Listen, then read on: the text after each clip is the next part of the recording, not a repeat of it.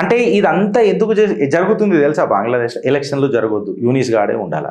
Younis గాడే ఉన్నాడు అనుకో, ఇటు పాకిస్తాన్కి, ఇటు అమెరికాకి, ఇటు చైనాకు, ముగ్గురికి మంచిది.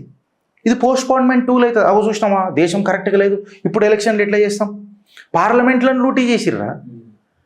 ఆడికి నేమెత్తుకోపోయారు. వీడియోలో చూసినావా నువ్వు? గోపు, అందులో ఒక గోపు, పార్లమెంట్లో గోపు ఎందుకుందో నాకు తెలియదు. గోపు ఎత్తుకోపోయారు. ఎడబెట్టుకుంటావరా తీసి గోపు. ఓ అలాగ బాగా తేవసే, మంచి మంచి కూరగాయ అవుతుంది గోపుది, కానీ గోబీ ఫ్రై మస్తు ఉంటుంది నిజంగా చెప్తే.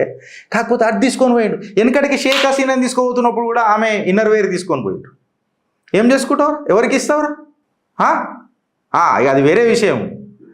ఇక మళ్ళీ నాకు గలీజ్ మాటలు వస్తాయి, గిరీష్ భాయ్ నువ్వు అట్లా మాట్లాడకనని అంటారు. అంటే ఇలా చిల్లర చేతలు చూసినావా? గట్ల మన దగ్గర ఎవడన్నా గలీజ్కి గలీజ్ గాడు కూడా ఎవడన్నా గట్లా చేసిండారా మన దాంట్లో?